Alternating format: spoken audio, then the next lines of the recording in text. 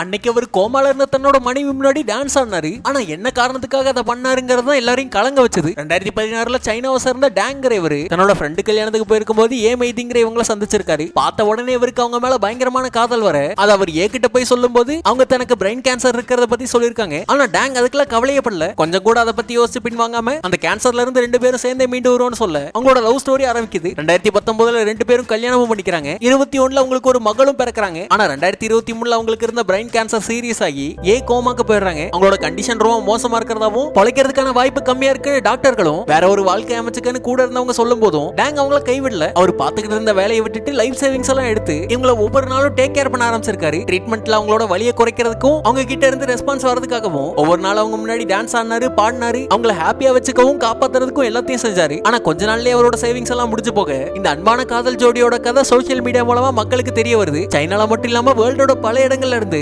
காப்பாத்துற ட்ரீட்மெண்ட்டுக்கான செலவுக்கான பணத்தை அனுப்ப ஆரம்பிச்சிருக்காங்க மக்கள். ஏவுக்கு தேவையான எல்லா மருத்துவ உதவியும் திரும்ப கிடைக்க ஆரம்பிச்சது. 3 மாசத்துல மறுபடியும் சுய நினைவுக்கும் வந்தாங்க. அவங்கள விட்டு கொடுக்காம பாத்துக்கிட்டாரு டேங். 2 மாசம் கழிச்சு அவங்களுக்கு பேச்சு வந்தப்ப அவங்க சொன்ன முத வார்த்தை தேங்க்யூ அப்படிங்கிற நன்றி தான். காலப்போக்கில் கொஞ்சம் கொஞ்சமா நடக்க ஆரம்பிச்சவங்க இப்போ முழுமையா குணமாயி டேங்கே அவங்களோட பொண்ணுன்னு 3 பேரும் ஒரு ஹாப்பியான ஃபேமிலியா வாழ்ந்துகிட்டு இருக்காங்க.